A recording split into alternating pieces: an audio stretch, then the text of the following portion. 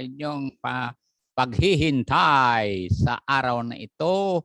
At nabati ko si Colonel Mario Maragón, ang Chief of Police natin, na Baptist preacher at the same time sa Calayan Island, together with Casmed at together with Ma'am Joby Blesteros Chopilo, ang Chief Midwife dyan sa Santo Niño, Cagayan. Ganon din si Ronaline Marie Mlanot, together with Ma'am Demata and family, Ma'am Ruth Darisan and family, kasama si Ria ngayon. Binabati namin kayo, Ma'am Ria. Salamat. Ayun, masayang mga pastor na binigyan mo. Lalo ako, siyempre. Okay. Okay, nandyan si Ma'am Rosalina Alpay, mga da. Maraming salamat sa inyong suporta, ha? Sabi kay Arap, Dante at Daniel. At ganoon din kay Lilibet. And then mga Gerardo Millante family. Maraming salamat po. Kaya prayer ko sa inyo, alagang more blessings, protection, good health, wisdom, and understanding, and good relationship with your suppliers, ganun. At siyempre, lahat ng mga customers, clients, at mga patients ni Doc. Okay, puntan tayo sa lesson natin, Dr. Engineer James Tobias Batong po. Okay, alam mo, hindi nakakalimot yung pinsan mo si Mrs. Edralyn. Oo. Talagang pag natuto mga kabataan na the honor of the Lord, hindi makalimutan ang lingkod ng Diyos. Ganon din ang iyong kapatid, si Miss Brother Sister Baladad. Maraming salamat po. Mga kapatid, talagang masaya ako dahil tuwang-tuwa si Pastor Paulino. You know what? Takin mo. Pag natapos yung bahay-bahayan niya, doon na siya titira. Okay. Maraming salamat po kay May. Sabi ni May, Happy Sunday, Oo, Sister May, pagpalain kayo ng Diyos, sabi ko sa inyo nandyan mga kamag-anak natin. Alam niyo mga kasama, itong verse na ating pag-usapan, bagong verse na ito ngayon. Kasi tapos na tayo, tumawid sa Red Sea. I hope na nakatawid na kayo sa mga problems niyo, at mga disappointments, frustrations. Salamat, nakatawid na kayo. All you have to do is to say, thank you Lord, nakatawid na ako. Ang gagawin niyo kung balik-balik pa ni Satan, sabi ko kay Satan, na-delete na ng Panginoon yun . Sabi nga niya, di ba, nakalimutan ko na, sabi ng Panginoon, doon sa Isaiah, di ba, 43:25. Therefore, all you have to do is to ask the Lord to delete it kasi you cannot go back to the past and undo it. Tama, nabahubol-bol na yan. Alam mo lang, maano dito sa ilog na nabulbol na yan. Okay, punta tayo sa Hebrews 11:31. Ready? Nandiyan kayo? Let's read that together. Exciting day ngayon. Mapansin mo, maaraw dito sa ating lugar, di ba? Maaraw sa lugar natin. Ready? Read. By faith, the harlot Rahab perished not with them that believe not, when she had received the spies with peace. So by faith, si harlot Rahab perished not. Hindi siya namatay. Pantaki mo, milyon ang namatay doon sa Jericho. Siya, kanyang magulang, kamag-anak, ay hindi namatay. Ngayon, by faith ho yan. You see. So mag-pray na po ako. At by faith, God will just make you move on. Dahil mahal kayo ng Diyos. Kung gaano sabi ng Bible, mahal ng Israel na nakatawid. At bumalik sila sa promised land noong 1948, ganun din. Salamat at meron din tayo mga promised land. Okay, nakangiti yung iba sa inyo. Okay, ready? Bow your head, close your eyes. Pray for me also, Heavenly Father, salamat po. Karating kami sa araw nito. Salamat sa tiwala niyo. Nandito kami sa bansang malaya. At dalangin namin sa mga foreign missionaries na aming papadalhan this week dahil nasagot mo ang prayer, Lord, na sila rin ay ingatan mo sa lugar na nakakatakot katulad ng mga Muslim countries, communist countries. Please cover them with thy precious hand, precious blood. Lord, we understand the hardship where they will learn the language and they will adjust with the food and the environment. Give them good health also. And I pray for this, my brothers, my sisters, these supporters, Lord, that you will just bless them beyond what they ask or think. Bless them with good health, wisdom, and understanding. And also, Lord, for their children, grandchildren, and also, Lord, for all our loved ones. Bless now the pastors, the local pastors. We will also send them their support this week by your grace, because your people are so faithful, knowing that everything comes from you.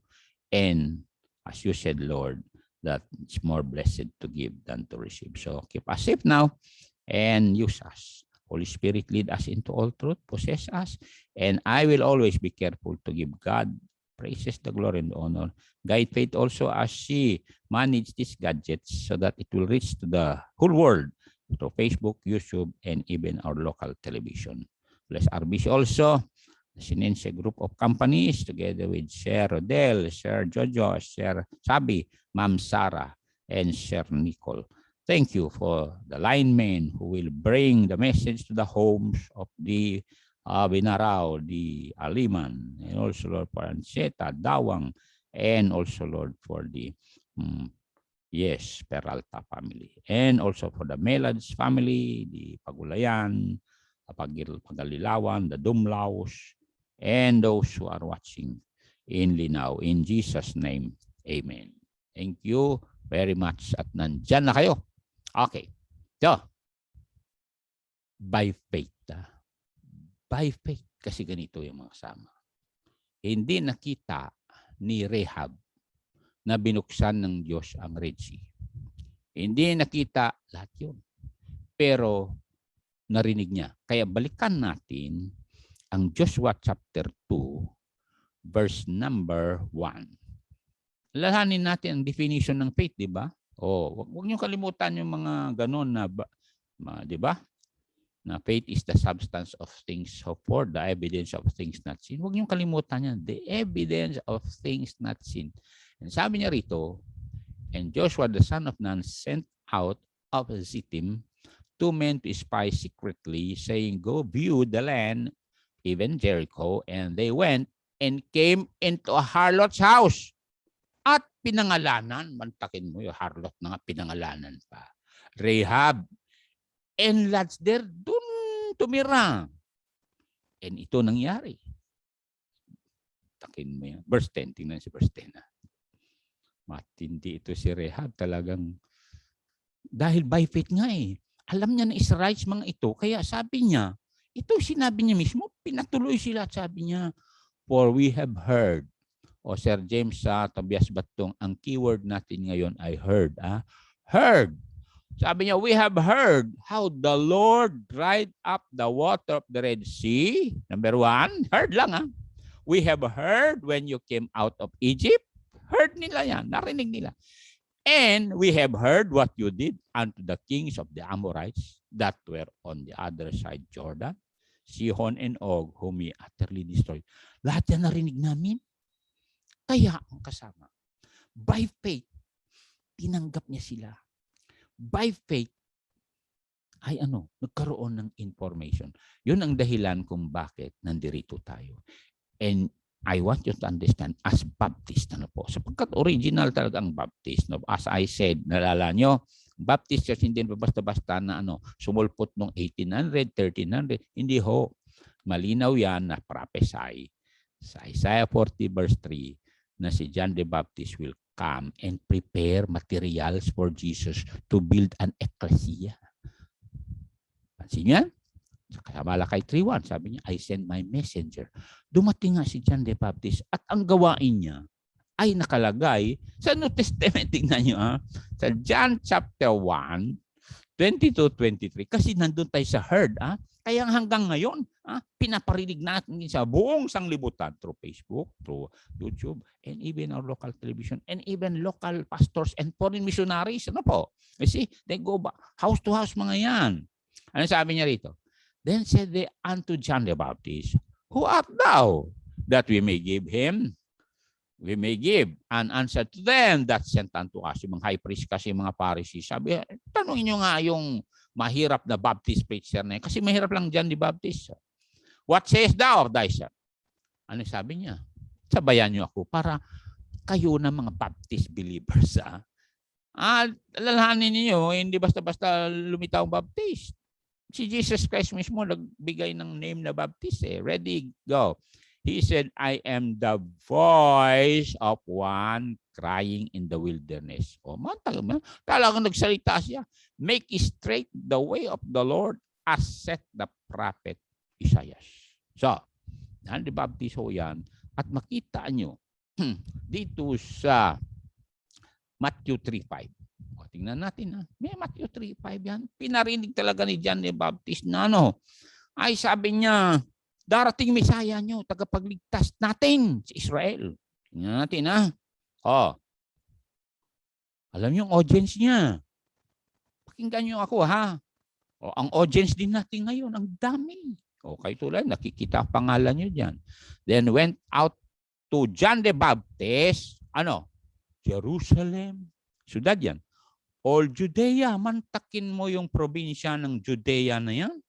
And all the region round about, Jordan, yung Jordan na yan? Bansa yan. So, nangyayari din yan ngayon. Alalanin natin, sabi ng Bible, na ang Baptist Church hindi nawala. Pakinggan natin para marinig ninyo. Yung assembly, ecclesia, the materials that Jesus used ay Baptist materials yan. Remember, when he said, I will build my church, ang ginamit niya materials, yung ni-prepare ni John the Baptist. Pakinggan natin. Ephesians 3:21. Tingnan nito Dahil mang kasama, ni-build ni Jesus Christ yan. Sabi nga, the gates of hell shall not prevail against it Tingnan natin. Kaya nga hanggang ngayon, sige mga kapatid, salamat sa suporta nyo. Kaya nga marami pa tayong masuportahan at matulungan. At pag nagkaroon na ng sariling building, ay tuwang-tuwaan ako. You know why? Kasi they can now go out and soul win and bring people to their own Baptist independent church. Ready? Read. Unto Him, unto God, be glory. Saan? In the church. Kaya nga, pansin nyo, Baptist Church, bibigay Bible yan, bibigay tracts hanggang ngayon. Kay Pastor Culiado nga, nakita nyo yung mga pumila sa Robinson, bigay ng babasahin. Nagbigay kami ng Bible dun sa West Amulong. Ituloy ko, sapagkat ikaw at ako, inaasahan ng Diyos, kay lalong-lalong mga Baptist na kayo, kasi na-baptize na kayo. Unto Him, be glory in the church by Christ Jesus. Ilang taon? Throughout all ages, world without end. Amen. Tingnan nyo yan, mga kapatid. Abay, nandyan si Chantria Dion. Kamag-anak mo pa si Ma'am Dion. Ito, mga kapatid. Ano ang result ng pag-preach ni John the Baptist? Kasi ito, mga kapatid, meron ako man nasalubong na si John the Baptist daw, walang nadala sa kingdom of heaven. Walang nakapasok sa heaven, sabi nila. Kasi hindi daw siyang tagapagligtas. Pero si John the Baptist, sabi niya, mag-repent kayo. Mga nag-repent, na-baptize niya. Kasi hindi niya i-baptize yung hindi mag-repent. And they are saying na, we believe in the Messiah that's coming. So, nag-repent sila. Ito na ngayon ang result. Na may mga, na-save. Kaya wag niyo sabihin, walang na-save nung tiyempo ni John the Baptist. May sabi sa inyo. Kaya hanggang ngayon may mga nasa-save because we point them to Jesus Christ. Remember the preaching of John the Baptist? Sabi niya, behold the Lamb of God that takes away the sin of the world. Kaya kayo dyan na nanonood sa television, we point you to Jesus. You call on Him right now. Sa oras na ito, tumawag kayo kung hindi pa kayo saved. Yung Jesus na Diyos sa John 1:1, nagkatawang tao sa John 1:14, at naging lamb sacrifice sa John 1:29. Kaya sabi ni John the Baptist, behold the Lamb of God that takes away your sin. The sin of the world. Diba, Ma'am Remy Caleda Pawit, at saka si Sir Ralph, at saka si Joanne Rojas.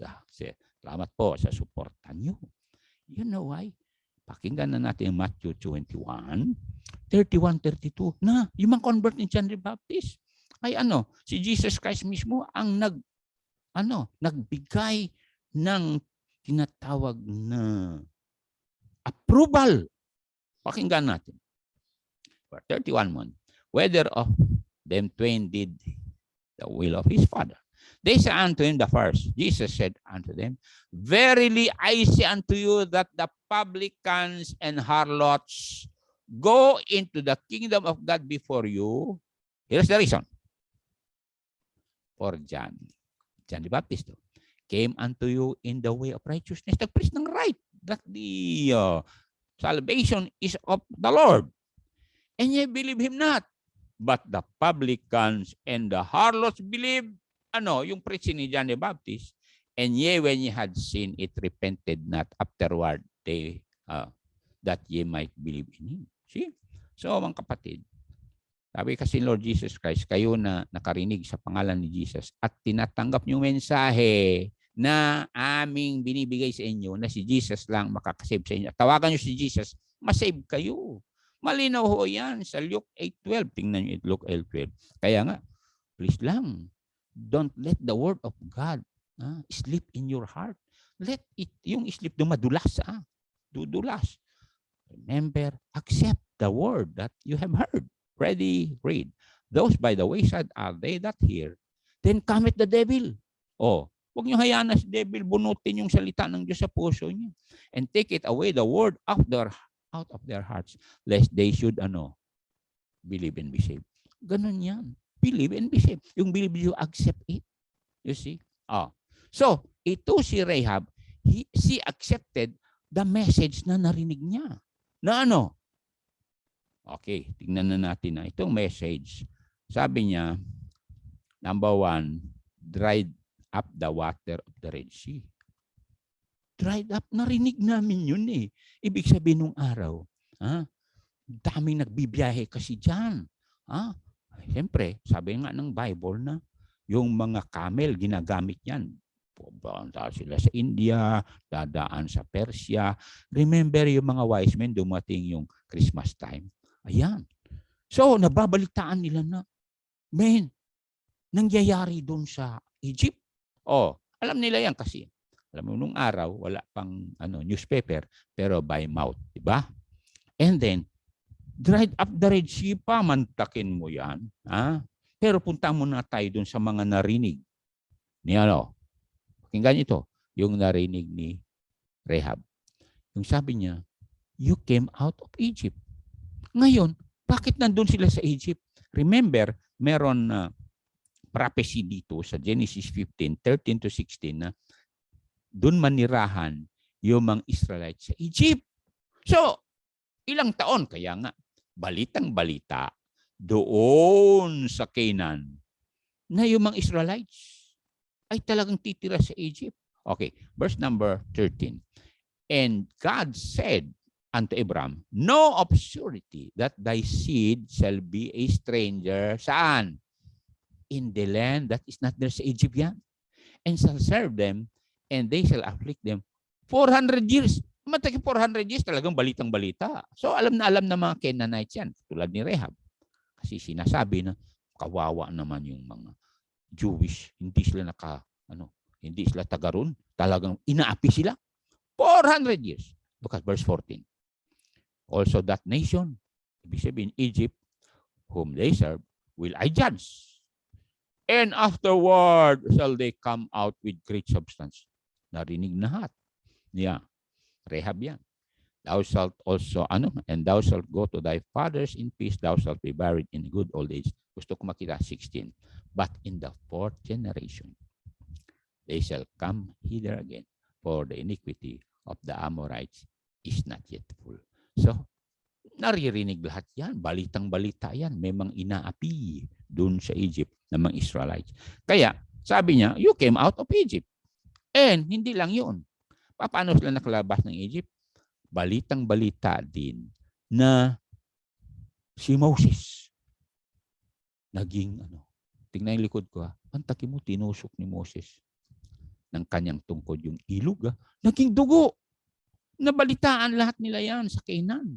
Kaya sabi ng mga Canaanites, talong-talo yung mga Diyos ng mga Egyptians, God of the reapers. Talo. Hindi lang yun. Talo din yung mga God of the frogs ng mga Egyptian. Nabalitaan lahat. Alam niyo yun ang magsismis ng araw So, maraming salamat po kay Ma'am Ruth Darisan at Brother Ray. With Sister Ria. Ito, mga patida. Hindi lang yun. Nabalitaan nila na sira lahat ang tanim ng mga Egyptians. Pero yung mga tanim ng mga Israelites, hindi nasira. So, talagang sabi nga ni Rehab, matindi na. Nababalitaan namin nangyayari. Hindi lang yun. Nabalitaan namin na lahat ng mga panganay na anak ng mga Egyptians magmula kay Pero hanggang dun sa anak ng bilanggo. Namatay mga panganay. Nabalitaan namin yun. Oh. So, sabi ni Rehab, basahin natin verse 10 uli kasi maganda ito ha. Verse 10. Joshua 1:10 ha. Joshua chapter 1 verse 10. Na narinig namin. Yun nga ang keyword natin dito at ang key phrase natin ay yung we have heard what you did. Verse 10. Then Joshua commanded the officers of the people. Chapter 2 verse 10 pala. Sorry. Okay. Basta nandun pa rin si Joshua. Okay. For we have heard how the Lord dried up the water of the Red Sea for you. Okay? Kaya, balik tayo sa verse 9. Ha? Okay, tignan sa verse 9. And, tignan nyo ito. Ang ganda naman. Kaya, sabi ni Rehab, and she said unto the two men, I know. Yun ang kagandahan. You know who God is. All-powerful, all-present, all-knowing. Yun ang God natin. And she said unto them, I know that the Lord hath given you the land. Abay. Kasi talagang lahat kaya ng Diyos nila. And that your terror is fallen upon us. Nakakatakot. And that all inhabitants of the land faint because of you. So, sabi niya, narinig lahat namin yan. Kaya, please lang, sabi ni Rehab, huwag niyong kalimutan. Ang bilin ko rin sa inyo. Okay. So, by faith din yan, alam ni Rehab na kukupkupin ng mga Israelites yung lupain nila. Kaya, salamat, narinig niya ito. Yung nangyari. Remember, miracles happen every day. Pastor naman, anong miracle happen every day? Kaya nga, buhay ka pa, di ba, Sister Carmen? O, tignan, pinagpipray na Sister Carmen. Kailan na naman ang iyong dedication? O, pagpray natin. Kasi, sabi ko nga sa inyo, sasabihin ng doktor, o ilang araw ka na lang, patay ka na. No? May sabi kayo, man proposes but God disposes. Totoo yan. Remember, the whole disposing also of the Lord. 16:33 ng Proverbs yan. Napunta tayo sa 66 ng Psalms 5-7. Yan ay miracle. Ha? Dahil ganito yan mga kapatid. Huwag niyong kalimutan doon. Ang ilog pwedeng gagawing dam at i-divert. Ganyan nangyari sa China. Ganyan nangyari dyan sa ang Buklaw. Pero ang dagat, paano mong harangan ang dagat? Sige nga. O itong ilog na ito, pwede kang gagawa ng dam. Katulad dito sa Apayao, gumagawa na ng dam ngayon. Kaya takot na takot yung taga-Kabugao kasi mababa daw yung syudad ng Kabugao. Hindi pala, town ng Kabugao. So, pero ida-divert ng China daw yan para yung ibang tubig papunta dito sa Cagayan. Dahil maraming lupain sa Cagayan na wala pang tubig. O paano mangyari yun? Kasi, ilog nga pero ang dagat. Tignan niyo ang dagat Miracle. And ganyan din gagawin ng Diyos sa inyo. Maaring sabihin niyo, ang hirap tawirin ang buhay na ito, ang problemang ito. Gagawa ang Diyos ng daan. Remember, meron sa awit na, God will make a way. Ayun, I hope na i-download na ninyo yan. Basahin na natin. 5-7. Come and see the works of God. He is terrible in His doing toward the children of men. He turned the sea into dry land. They went through the flood on foot. Mantakin mo yan. O lumakad sila. There did we rejoice in Him. Sabi ni Mr. Rice, bakit? Sino bang mag-akala na bubuksan ang dagat? Kung meron naman engineer, gagawa ng tulay, wala. Mahirap.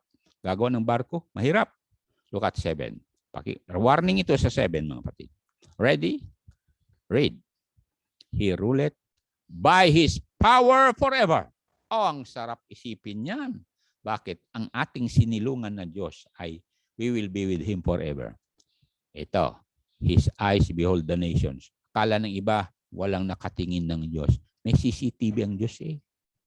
And sabi niya, let not the rebellious exalt themselves, so be it. Kaya, kung tinatanggihan yung salita ng Diyos, please lang, kasi nalinaw sa Bible, nasabi niya sa Luke 18:14, those that exalt themselves shall be abased. Ibababa talaga ng Diyos.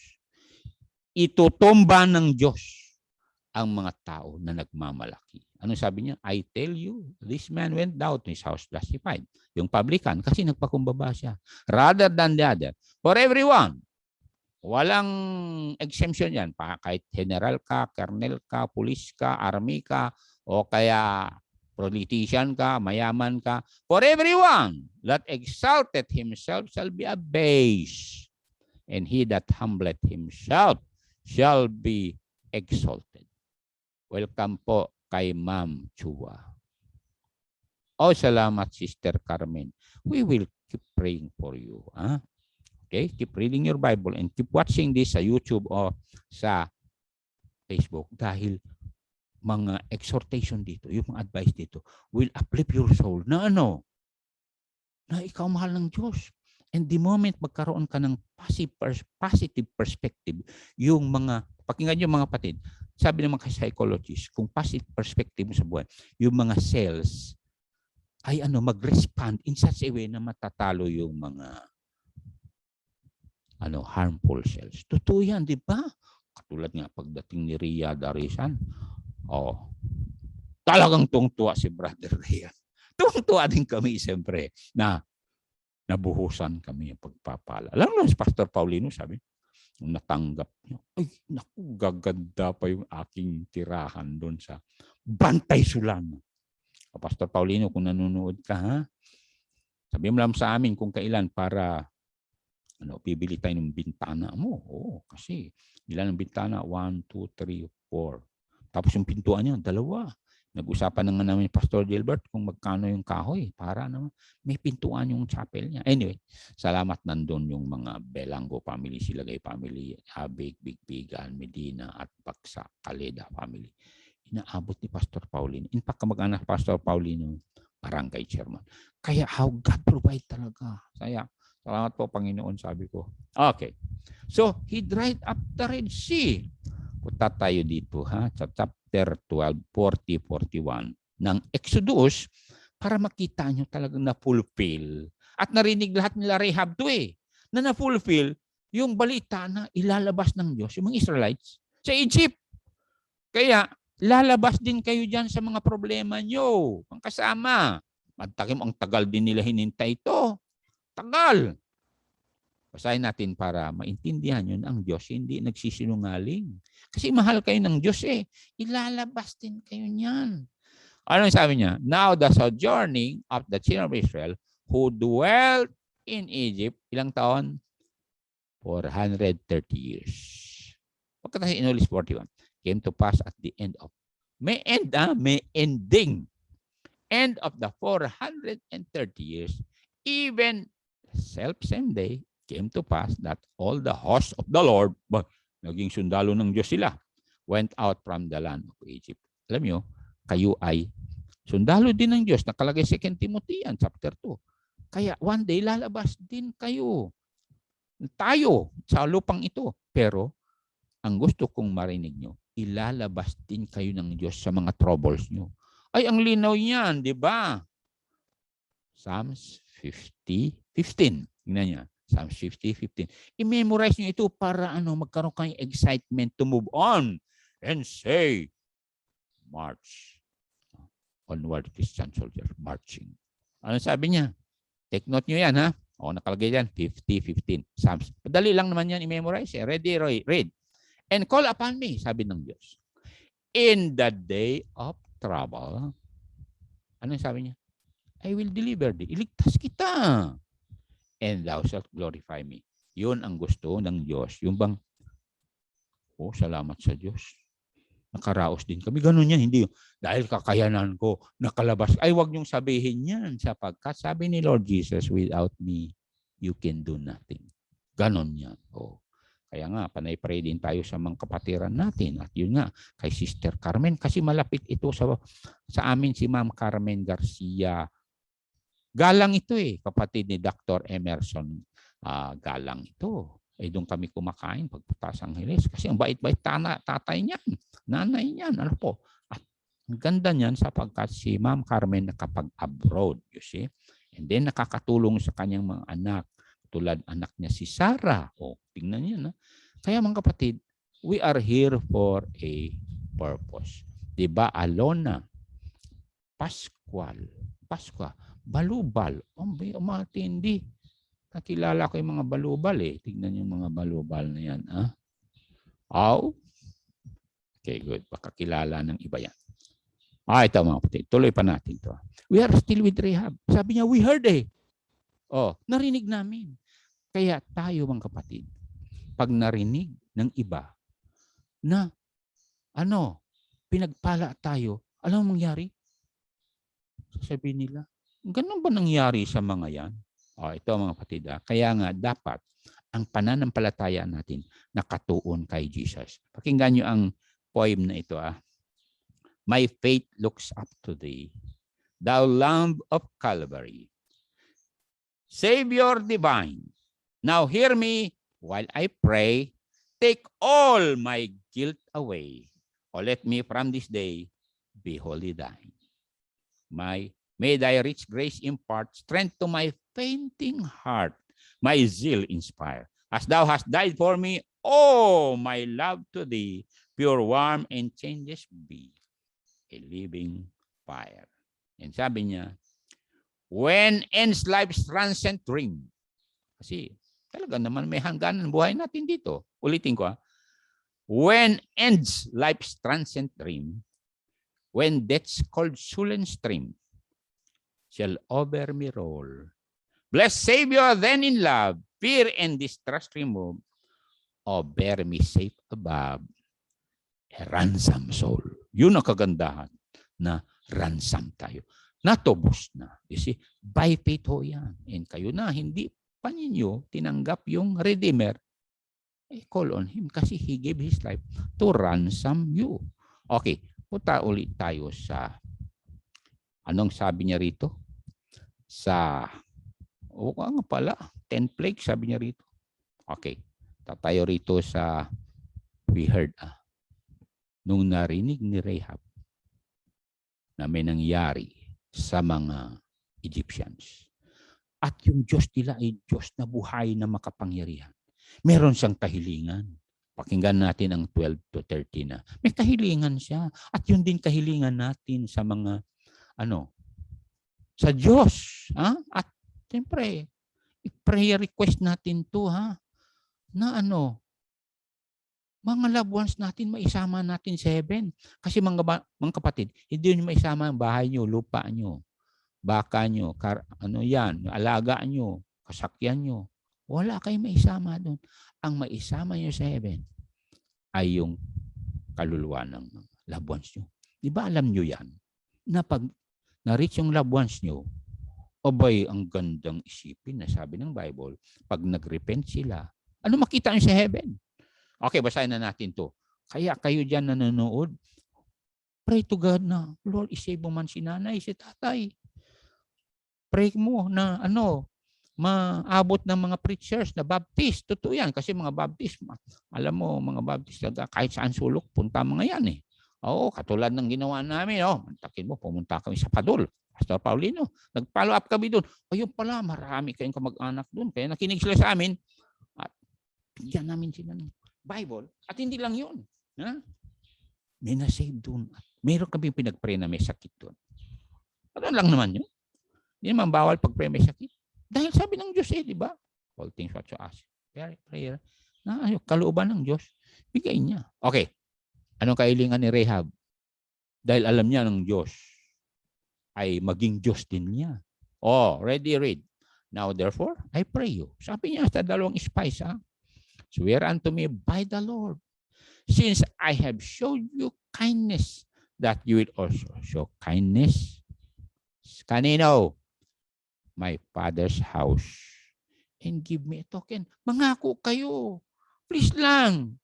Na talagang hindi kami kasali sa pagdurog nyo at pagsunog nyo dito. Kasi alam na namin yan eh. Dahil sinabi nga ng Diyos kay Moses yan, narinig namin na lahat ng lupain namin dito sasakupin nyo. At hindi lang yun. Lahat ng aming kababayan, lahat kami, lilipunin nyo kasi marami kami dito na may sakit. Remember naalala yung, pakinggan ito yung mga geologists at mga scientists, nung hinukay nila yung mga city ng mga Canaanites, nalaman nila ang age pala, noon pa meron. How did they find out na may age? Kasi yung mga buto-buto ng mga Canaanites, inuud. Yung bang nagkaroon ng anay, yung mga bone marrow nila. And yun ay galing sa immoral practices. Kaya nga harlot, itong pinag-uusapan natin eh. Ibig sabihin, hindi lang isang lalaki pinagdaanan nito. Salamat naman at pinagaling ng Panginoon. Kaya, alam nila yan. Narinig na nila yan eh. So sabi niya, please lang, show me a token. Look at verse 13. Verse 13, mga kasama. Ano sabi niya rito? And that you will save alive. Specific. Kaya nga pag nag-pray kayo, specific. Lord, isave mo naman tatay ko.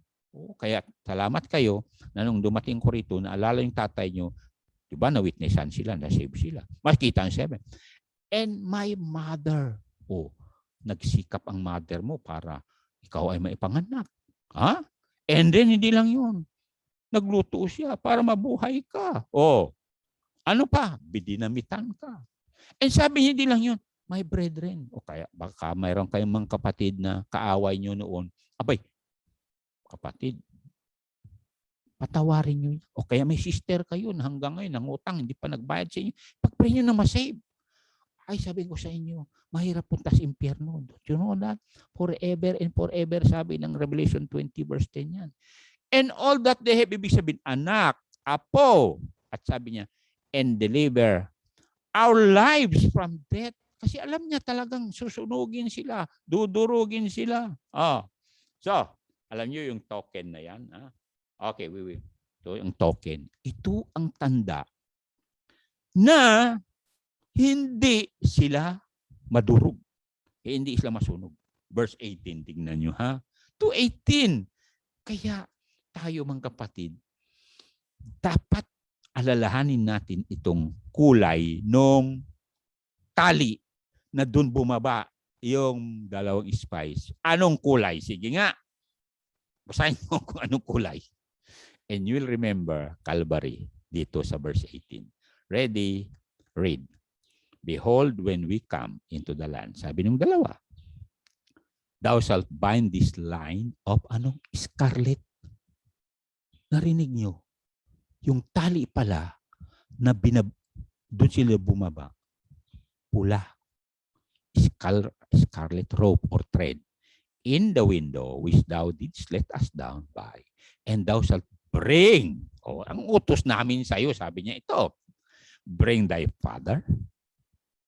Specific. And thy mother. And thy brethren. And all thy clan. Kaya nga kayo na, nalala ninyo, kayo na save. Bakit may church sa Gonzaga? Nalala yan? Bakit may church sa Sulana? Sa Tuaw? Piat? Bantay Sulana? Narinig sa West Amulong. Thou, shalt bring thy brethren on all thy father's household home unto thee. So, yan ang ating pakay. Bakit nandito tayo? I want, and God wants that all your loved ones will be saved. Ang linaw yan dito sa 1 Timothy 2:4. Tingnan nyo ito. Mga kasama. Pwede bang wag yung kasuklaman yung mga kapatid nyo o sister nyo na may atraso sa inyo? Dalhin nyo ang gospel sa kanila. Ang sabi niya rito, God will have all men to be saved and come unto the knowledge of the truth. Gusto ng Diyos, lahat ma-save. Gusto nila na makarinig at masave. 2 Peter 3:9. Nabasa ko ito kanina kasi maraming tao tumatawa sa atin kuminsan. Kailan pa darating Panginoon? Tagal mo na sinasabi. Ay, mga kasama, isipin lang ninyo ang mahal na ng gasolina. Ready? 2 Peter 3:9. The Lord is not slack concerning His promise. May promise na darating siya. As some men count is slackness. Remember nung time ni Noah? Bumaha. Time din natin, delikado. But is long suffering to usward, not willing that any should perish, but that all should come to repentance. Kasi mga kasama, merong binanggit sa verse 6 and 7 na ganito. Look at this. Verse 6 and 7 sa taas. Ano sabi niya? Whereby the world that then was, historian, being overflowed with water perish. But, the heavens and the earth which are now, by the same word, are kept in store reserved unto fire against the day of judgment and perdition of ungodly men. Remember, Jericho was reserved for fire at dumating yung dalawang spy. Thank God, sabi ni Rahab, ligtas mga magulang ko, kapatid ko. Oh. So, kung naintindihan niyo ang Bible prophecy, mag-update kayo kasi mga kasama. Kasi within these coming years, search yung Apophis. May asteroid parating. Nung isang araw, may isang tibag na bato na nag-burst sa taas ng state of Oregon. Kung nakita niya na, maaaring nakita niya si CNN o kaya dyan. Mga kapatid, ito yung mga debris. At ang masakit dito, nag-alala ang Amerika. Kasi magpalipad ang China, kaya nga magkakaroon ng Third World War, ng isang malaking satellite na meron lambat.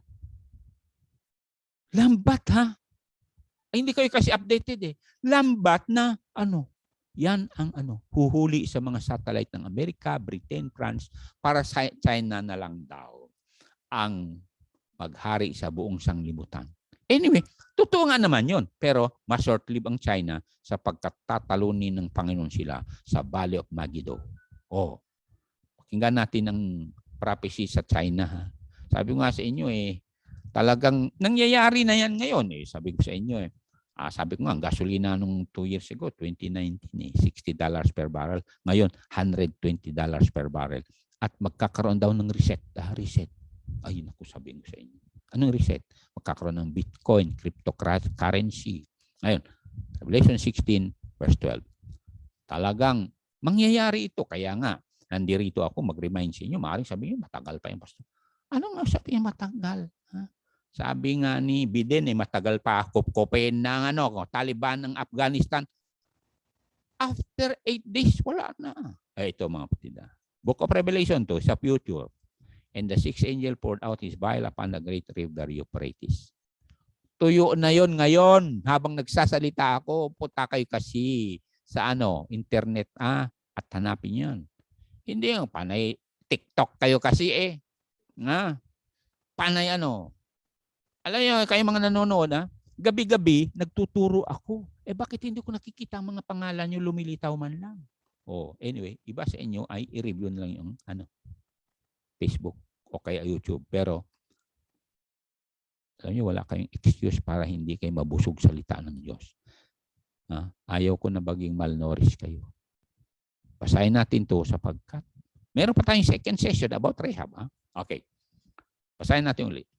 The great river Euphrates and the water thereof was dried up. Nakita ni Apostle John yan kasi nakatapult siya sa future. That the way of the what? The kings of the east. The who? Kings of the east might be prepared. Kaya nga, China now is a losing country. Kaya ida-divert niya ang problema sa pagkupkup sa Taiwan. Mantakin mo, 50 companies left China. Pati ang LinkedIn ng Microsoft, umalis din. Pati mga Japanese companies. Umalis din kasi kinopya ng China yung kanilang mga technology. Ayun. Kaya, Japan ngayon, galit na galit. Ganun ang China nangongopya yan. Hindi naniniwala sa copyright law yan. Tignan nyo, yung yung decision ng Hague about international law na dapat hindi i-declare ng China ang whole South China Sea na kanya. Di ba natalo siya yung nanalo ang Pilipinas. Pilipinas naman. Takot China. Kaya, nung sabi ng Amerika, atras ang mga Coast Guard ships sa Scarborough. Dahil ayaw nating gulo. Umatras ang Pilipinas. Hindi umatras ang China na natili doon yung 100 ships nila. Ganyan ang China. Kaya gagawin natin, mag-pray tayo na marami pang maabot na loved ones natin. Kasi mangyayari ito mga kapatid. Mangyayari ito. Kung nangyari ang sabi ni Jesus sa time ni Noah, mangyayari pa ngayon. Because ang first coming ni Jesus, He came as a lamb sacrifice to redeem us. Sa second coming niya ay ma-fulfill na yung INRI. Naalala yung INRI? Jesus of Nazareth, King of the Jews. Uupo na sa Jerusalem. Kaya ayaw na ayaw ni Satanas masave loved ones nyo. Dahil pag dating ni Jesus, wala nang panahon si Satanas lumipad-lipad. Bakit? Ikukulong siya sa bottomless pit. Ngayon, ayaw ko sasama kayo kay Satanas dun sa lake of fire. Gagawin nyo, come to Jesus. The only way.